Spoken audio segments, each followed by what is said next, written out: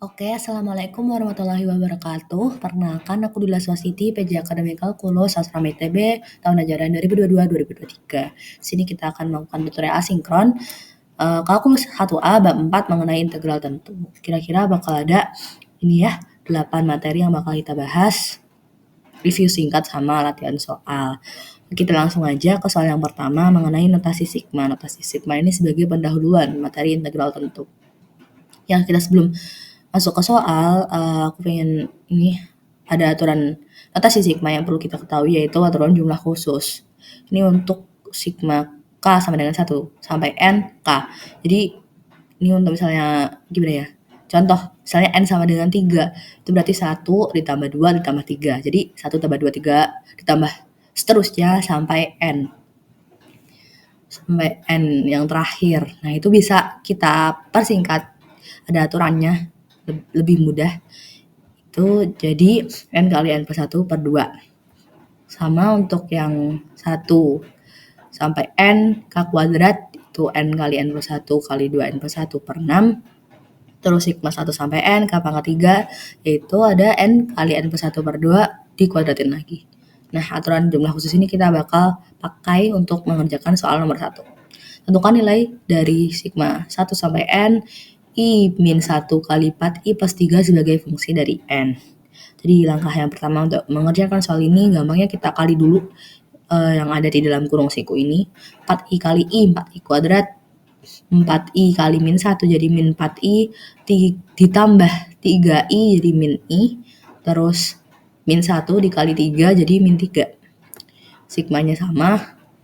Nah, sesuai aturan notasi sigma, boleh kalian review lagi di buku. Itu kalau penjumlahan dan pengurangan sigma itu boleh dipisah.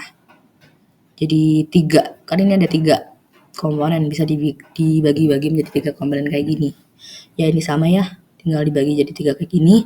Terus langkah yang selanjutnya, nah bisa kita lihat di sini ada sigma I sama dengan 1 N I kuadrat, itu sama kayak aturan jumlah khusus yang kedua ya. Cuma beda ini K, ini I. Sebenarnya sama aja karena ini kan terserah ya hurufnya mau diganti jadi apapun. Boleh, sama aja. Jadi ini karena N kuadrat berarti kita pakai yang kedua. N kali N plus 1 kali 2 N plus 1 per 6. Terus yang ini juga sama. Ini aturan yang pertama. Jadi N kali N plus 1 per 2 min 3N. Ini konstanta yang disigmain. Misalnya 3 sebanyak N. Misalnya kalau N sama dengan 3, itu berarti 3 plus 3 plus 3. Jadi bisa ditulis 3 kali 3. Atau kalau ini 3 plus 3 sebanyak N, sama aja 3 kali N. Jadi boleh tulis kayak gini. Ini ada di aturan-aturan sifat notasi sigma. Boleh di-review lagi di buku ya. Oke, selanjutnya ya tinggal dikaliin aja. N kali N plus 1 kali 2 N plus 1 jadinya ini N kali N plus 1. Jadi N kuadrat plus N. Terus kita sederhanain, kita kelompokkan berdasarkan pangkat yang sama. Karena ini pangkat 3 semua sendirian, jadi kita sendiriin aja ya. 4 kali 2, 8, 8 per 6, jadi 4 per 3 N pangkat 3, terus 2 N pangkat 2. Dari sini, dari 12 bagi 6, jadinya 2N. Terus ini, min N kuadrat per 2. Terus yang variabelnya N, dari sini ada 4N per 6, 4N per 6. Sini min N per 2, min 3N. Ya, kita sederhanain, hasilnya jadi ini. Jadi jawaban untuk soal nomor 1 adalah 4 per 3N pangkat 3 plus 3 per 2 N kuadrat min 17 per 6N. Ya, sekian untuk soal nomor 1. Kita lanjut ke soal nomor 2. Jadi kita lanjut ke soal nomor 2 ya. Tentang jumlah Riemann ada 3, LRS, RRS, CRS. Ini ya, LRS itu last Riemann sum, RRS right Riemann sum, CRS itu center Riemann sum. Bisa dilihat di sini. Ya. Jadi integral tentu itu kan luas di bawah grafik dari misalnya dia kalau digambarin ya dari 1 sampai 3. Kalau berdasarkan teorema misalnya dari A sampai B gitu. Nah, itu bisa diaplikasiin dengan cara menghitung jumlah persegi panjang yang ada di bawah kurva. Kayak gini. Nah, itu ada 3 cara gimana kita menggambar persegi panjangnya. Kalau RRS itu kita titik persegi panjangnya itu dari kiri. Misalkan ini, kita gambar dari sini, lanjut ke sini, ke sini, ke sini, ke sini sampai banyak. Jadi semakin banyak persegi panjang tuh bakal semakin akurat karena bisa dilihat di sini ya. Karena ini aproksimasi, pasti bakal ada galat atau error karena nggak sama persis, nggak mendekati 100% luas di bawah kurva ini. Jadi bakal ada galatnya. Semakin rapat, karena semakin banyak persegi panjang, maka galatnya akan semakin kecil. Itu juga berlaku di RRS. RRS itu bedanya apa? Kalau ini tadi kita gambar persegi panjangnya dari kiri, kalau RRS kita gambarnya dari kanan. Nih, bisa dilihat. Jadi persegi panjang yang pertama tuh di sini, lanjut di sini, di sini sampai dan seterusnya sampai yang paling kiri. Jadi gitu ya bedanya LRS sama RRS. Terus center Riemann sum itu bedanya gimana? Sesuai namanya center. Berarti kita gambar persegi panjangnya itu dari center, dari tengah-tengah. Nih. Kalau RRS kan kita gambar dari ujung paling tinggi. Kalau LRS kita ujung yang paling pendek di sini. Kalau center kita dari tengah-tengahnya. Ini bisa dilihat aku titikin di setiap persegi panjang. Jadi kita ambil tengah-tengah dari kurva yang ada di persegi panjang itu, yang berpotongan sama persegi panjang. Terus sampai persegi panjang yang terakhir. Itu ngaruhnya apa? Ngaruhnya ke sigmanya, ke fx-nya. Fx itu kan kalau di kurva tuh jadi tinggi atau panjang dari persegi panjang. Dx itu lebar. Iya kan? dx delta x. Jadi selisih antara x1 sama x2. Misalnya nih 3 min 1, 2. Jadi selisihnya 2, ada 2 perpotongan, ada 2 bagian. Itu delta x. Fx itu di sini tingginya atau panjangnya yang kita pakai. Jadi ngaruhnya di situ. Kalau LRS fx-nya itu x min 1. xi min 1 karena kita pakai yang kiri. Kalau yang RRS kita tinggal xi aja karena kita pakai yang kanan. Kalau yang CRS itu xi min 1 plus xi per 2 gitu ya. Jadi xi min 1 yang kiri, xi yang kanan. Ini rata-ratanya, tengah-tengahnya itu CRS gitu. Oke, lanjut kita langsung ke soal. Soalnya mengenai left Riemann sum. Jadi di sini ada kurva, ini kurva yang tadi. Kurva dari fungsi fx sama dengan x kuadrat plus 1. Kita cari aproksimasinya menggunakan left Riemann sum untuk tahu luas di bawah kurva. Langkah yang pertama kita tentuin dulu ya batas-batasnya. Di sini kan udah ada ya di grafik. Ditentuin dari soalnya. Itu ada x sama dengan 1, x sama dengan 3, fungsinya fx sama dengan x plus 1. Terus langkah selanjutnya kita partisikan ini sampai n. Kenapa? Karena yang kita butuh partisi dari 1 sampai 3 ini. Kita bagi jadi kotak-kotak gini. Ada x0, x1, x2 sampai xn. Gitu. Ya. Terus selanjutnya kita cari delta x. Delta x itu tadi udah aku bilang di awal jarak atau lebar dari persegi panjang. Itu xi min 1 sama dengan 3 min 1 per n sama dengan 2n. Terus untuk xi ini kayak titik sampel yang ada di sini, kita ambil salah satu. Itu 1 plus i kali delta x. Kenapa 1? Karena di awal kita udah ada 1. Jadi bisa kita ambil titik sampel x di sini, xi gitu ya. Itu udah ada 1 duluan. Jadi 1 ditambah delta x atau selisihnya yang ke i dikali. Jadi 1 plus 2i per n. Oke. Terus untuk tahu panjang kali lebar alias luas persegi panjang itu bisa pakai ini ya. Tadi fx itu adalah panjangnya, delta x adalah lebarnya. Kita bisa tahu luas persegi panjang dari fxi min 1 kali delta x. Itu untuk satu itu cuma untuk satu luas persegi panjang. Kalau banyak berarti kita harus tambah. Kita jumlahin semua ini Sn. Dari fx0 dikali delta x, fx1 kali delta x, terus sampai fxn min 1 kali delta x. Kenapa fxn min 1? Karena kita pakai yang left Riemann sum. Berarti terakhir Panjang, persegi panjang terakhir itu ada di sini, bukan yang paling akhir. Jadi ini misalnya nih yang terakhir kan xn, berarti xi, berarti di sini adalah xi min 1 gitu. Kalau kita pakai ini, kita pakai metode RRS, rumusnya berubah. Kita nggak pakai ini, nggak sampai xn min 1 tapi sampai xn gitu ya. Oh ya, tadi xn. Terakhir xn, di sini xn min 1. Kalau kita pakai RRS berarti kita sampai xn gitu ya. Karena kita pakai live Riemann sum, berarti kita jumlahinnya sampai panjang yang xn min 1 dikali delta x. Oke. Biar nggak bingung ya, diingat-ingat.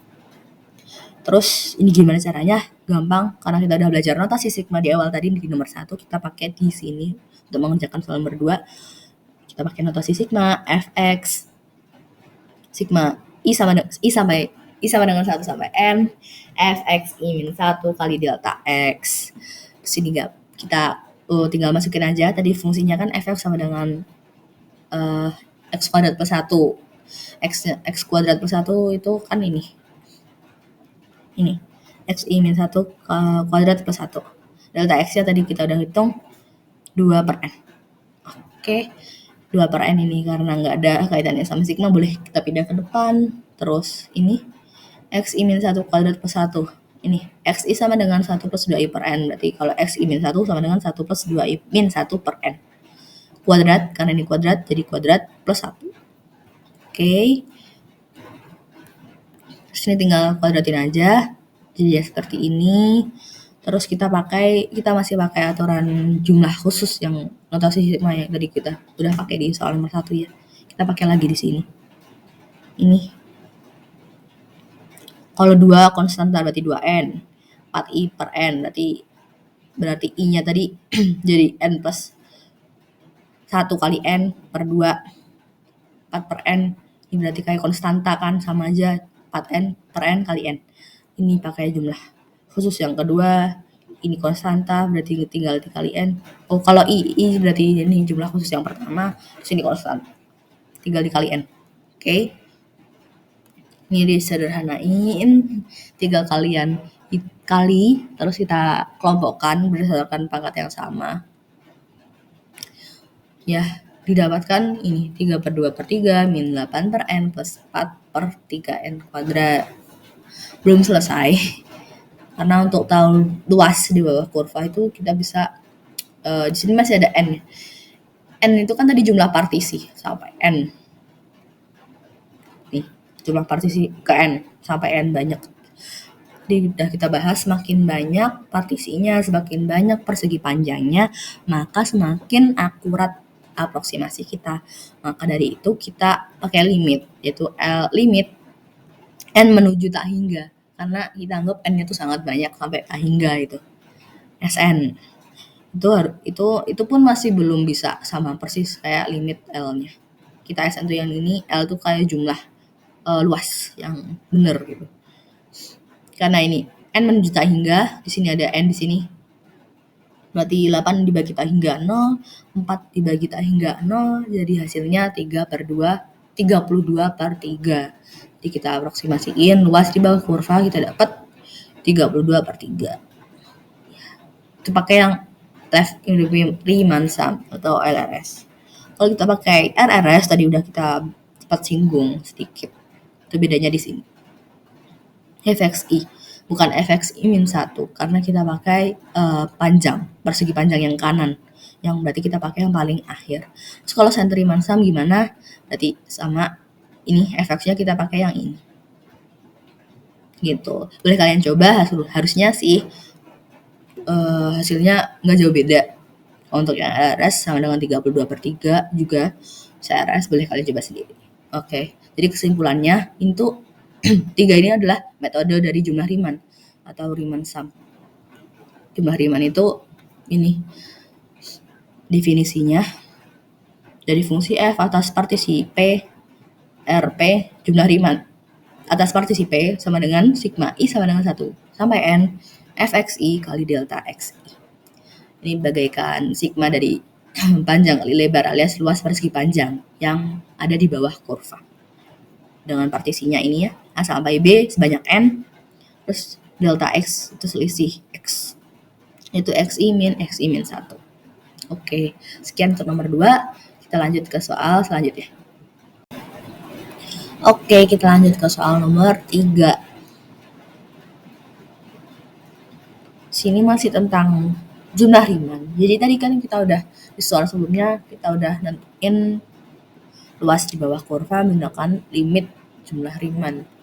Itu kan sama dengan integral tentu. Jadi teoremanya gini, integral tentu sebagai limit jumlah Riemann. Limit dari partisi menuju 0, I sama dengan 1N fxi kali delta x itu sama dengan integral tentu dari fx dari A sampai B. Ini kalau ditulis dalam notasi matematikanya jadi seperti ini.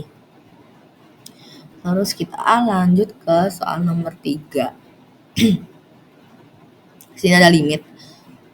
Tuliskan limit berikut sebagai integral tentu. Karena ada kaitannya hubungan dari integral tentu sama notasi sigma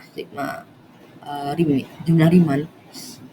Itu bisa kita ubah-ubah bentuknya, baik dari integral tentu menuju limit jumlah Riemann seperti tadi ya.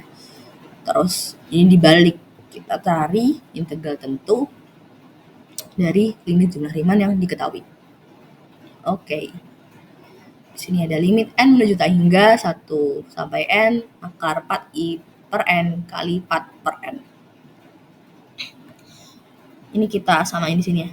Apa aja yang kita butuhin? Kita butuh fx sama dengan fx dan dx. Yang paling kelihatan di sini adalah delta x. Kenapa? Karena delta x itu rumusnya b min a per n alias jumlah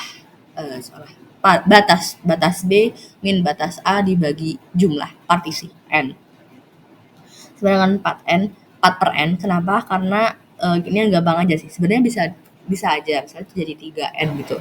Tapi nanti b min a-nya jadi beda lagi dan itu bakal lebih susah. Karena ini udah ada yang paling gampang adalah 4 per n. Jadi kita pakai delta x sama dengan 4 per n. Sehingga xi alias titik sampelnya tadi yang udah kita bahas juga itu 4i per n. Tinggal ini delta x kali i. Terus fxi sama dengan akar 4i per n. Ini sisanya. Kita ada delta x sama fxi. Delta x yang udah 4 per n berarti sisanya adalah fxi. Gitu. Jadi bisa kita simpulin kalau fx sama dengan akar x. Jadi kita udah dapat fx sama dengan akar x, dx, terus batasnya. Nah, ini tinggal di batasnya. Asumsiin xi sama dengan xi. X0-nya adalah 0 sama dengan A. Jadi ini tadi yang aku bahas. Karena kita ambil delta X-nya 4 per N, jadi mudah gitu. Misalnya A alias batas paling kiri itu 0, maka B-nya sama dengan 4. Gitu. Kalau kita mau ambil 3 gitu ya. Berarti batasnya beda lagi. X-nya nggak boleh sama dengan 0. Harus misalnya 1, 5. 0 ya 4, makanya selisihnya ada 4 ya, karena kita ambil ini ya sama dengan 0 itu jadi A sehingga B nya sama dengan 4. Bisa kita ubah jadi bentuk integral tentu, yaitu jadi ini 0 sampai 4 fx nya tadi ini akar x dx gitu. Jadi jawaban untuk nomor 3 ya, menuliskan limit jumlah Riemann menjadi integral tentu adalah sebagai berikut 0 sampai 4 akar x dx. Oke, sekian nomor 3, lanjut ke nomor 4. Oke, kita lanjut ke materi selanjutnya yaitu yang tentang TDK 1 atau teorema dasar pulsa. Jadi ada TDK 1 tuh bunyinya seperti ini. Misalkan f kontinu pada interval untuk A sampai B dan x anggota A, B, maka dx dari integral A sampai x ft dt sama dengan fx. Jadi singkatnya turunan dari integral tentu adalah fungsi itu sendiri gitu. Fungsi fx yang di awal di integral ini. Gimana maksudnya? Kita langsung aja lihat contohnya di soal. Kita lanjut ke soal nomor 4. Tentukan turunan dari integral 1 sampai x sin akar t dt. Tentukan turunan. Berarti kan kita bisa turunin nih pakai ini. Dx dari integral tentu 1 sampai x akar dt sama dengan fx. Sama dengan fungsi itu sendiri, maksudnya fungsi itu sendiri adalah fungsi yang diintegralin. Jadi kalau di sini fx ya sama dengan sin akar x gitu.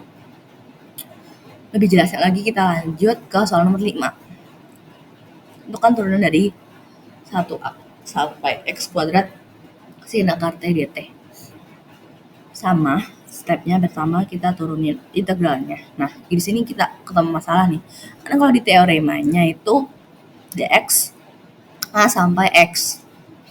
Sedangkan di soal nomor 5 ini dx 1 sampai x kuadrat. Nah, itu ada masalah karena harusnya ini juga x gitu. Sama dx sini x. Karena ini beda, maka harus kita akalin gimana caranya kita misalkan. Jadi x kuadrat sama dengan u. Turunan dari u atau du per dx sama dengan 2x. Nah, dari sini baru bisa kita ubah.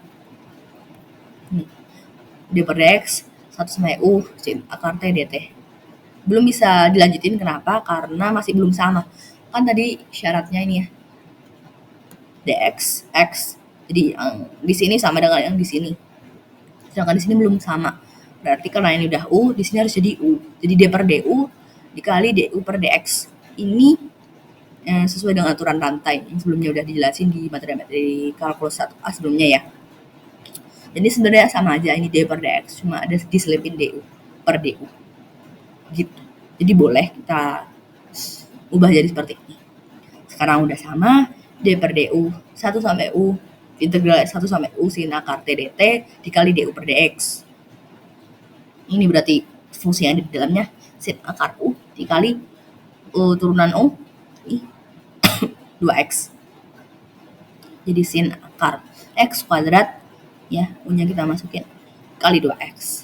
Sama dengan 2x dikali sin mutlak x, karena akar x kuadrat itu harus x positif. Jadi begitu untuk soal nomor 4 dan 5 mengenai teorema dasar kalkulus 1. Oke, kita lanjut ke materi selanjutnya, yaitu TDK 2 atau teorema dasar kalkulus 2. Yang bunyinya, misalkan f kontinu pada interval tutup a, b, dan f suatu antiturunan dari f, maka integral dari a sampai b fx dx sama dengan fb min fa. Ini apa? Ini sebenarnya tuh singkatnya, yang gampangnya itu adalah integral tentu yang udah kita tahu sejak SMA. Gimana maksudnya? Kita langsung lihat di contoh soal nomor 6. Sini ada integral min 1 sampai 2 2x kuadrat min 8 dx sama dengan f 2 min f min 1. Dengan f itu adalah antiturunan, bukan fungsi ya. Sekali lagi ini antiturannya, bukan fungsi 2x kuadrat min 8-nya. Oke. Antiturunan itu apa? Integral biasa. Jadi kita integralin biasa yang ada di dalam sini, 2x kuadrat jadi 2x pangkat 3 per 3 min 8x. 2 sampai dan min 1. Ini maksudnya f2 min f1 gitu. Jadi f2 itu tinggal kita masukin aja nih 2 ke fungsi antiturannya. Jadi 2 kali 8 per 3 min 16 min 2 kali min 1 per 3 min 8. Ini tinggal kali-kali aja dikurangin, jadi 16 per 3 plus 2 per 3 min 16 min 8 sama dengan 18 per 3 min 24 atau sama dengan 6 min 24 alias min 18. Jadi TDK 2 ini sama kayak integral tentu yang udah kita tahu sejak SMA. Gitu sih. Oke, sekian untuk nomor 6. Lanjut ke soal. Oke, kita lanjut ke soal selanjutnya tentang ini.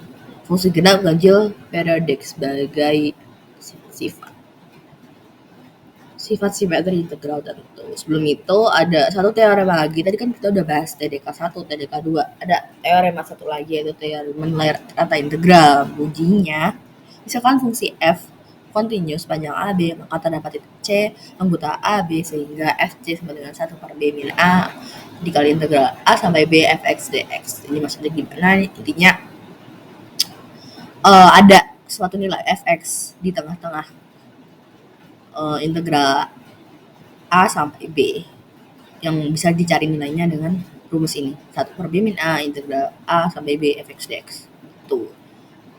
Oke, kita nggak bahas itu dulu, kita langsung ke sifat simetri fungsi integral tentu.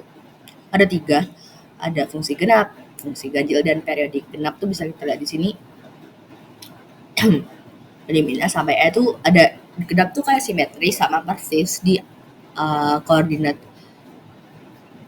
di atas sumbu X semua. Jadi integral min A sampai E itu bisa disederhanain jadi integral 0 sampai A fx dx dikali 2. Terus kalau ini karena ini saling mengurangkan, jadi jumlah di sini dikurangi jumlah di sini jadi 0. Jadi kalau ada fungsi ganjil itu nilainya 0. Di kalau integralnya, integral fungsi ganjil itu 0. Integral fungsi genap itu 0 sampai A fx dx. Terus kalau periodik gimana? Periodik itu ini ya itu sama aja, intinya karena periodik itu bentuk kurvanya bakal sama terus berulang, jadi bisa kita tentuin integral di sini A sampai B itu sama nilainya dengan integral A plus P sampai B plus P. Bisa itu di titik lain yang bentuk kurvanya sama gitu. Oke, langsung aja ke contoh soal. Misalkan f fungsi gasal dengan 0 sampai 1, integral 0 sampai 1 f kuadrat x dx sama dengan 1, tentukan integral min 1 sampai 1 f kuadrat x ditambah x kuadrat kali fx ditambah f pangkat 3x dx. Langkah pertama, kita harus ingat-ingat ada fungsi gasal atau fungsi ganjil dan juga fungsi genap. Itu gimana? Itu gini sifatnya, f min x sama dengan min fx. Bisa dilihat di sini. F min x sama dengan min fx. Besarnya sama, cuma kebalikannya. Jadi negatif. Y-nya di bagian negatif. Jadi kalau x-nya min sama dengan ini.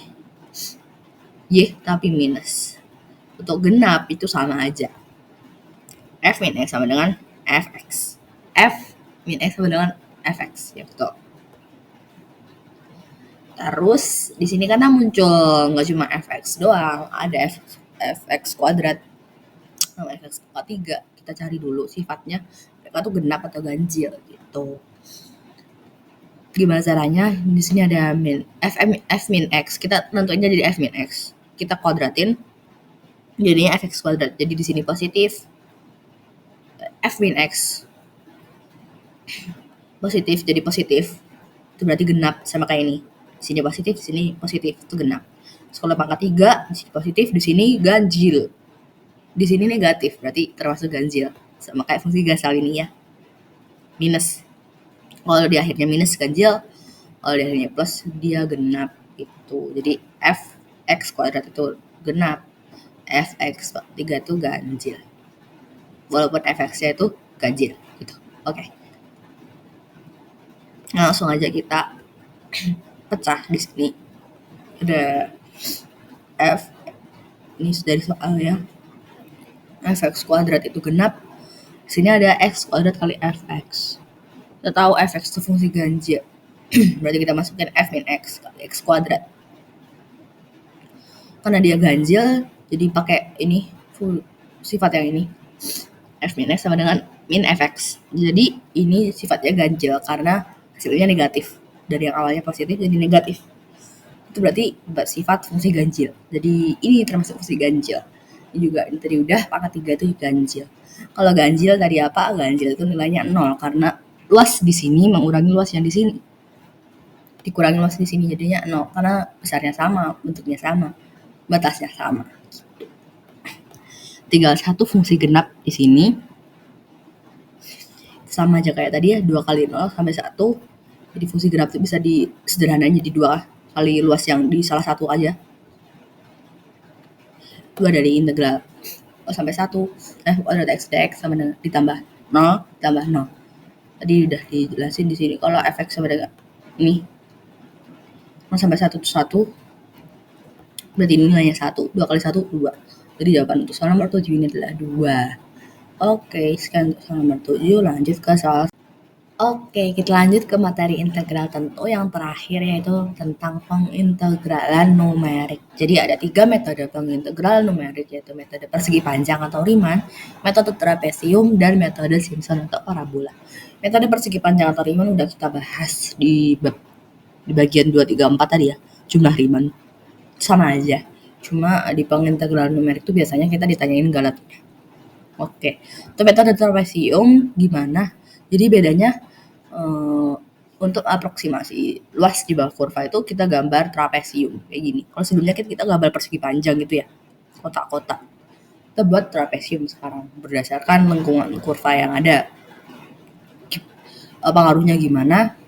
Hampiran atau aproksimasi dari metode trapesium ini otomatis jadi lebih akurat karena galatnya lebih kecil. Kelihatan kalau persegi panjang kan nggak bisa naik gitu.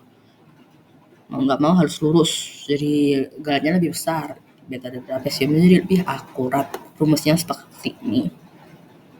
Terus ada metode yang ketiga itu metode Simpson atau parabola. Itu gimana? Berarti kita gambar parabola. Lihat lengkungan-lengkungan di bawah sepanjang di bawah kurva gitu. Ini juga berakibat galatnya semakin kecil lagi, lebih kecil bahkan dari metode trapesium karena ini kalau melengkung ya ikut melengkung aja.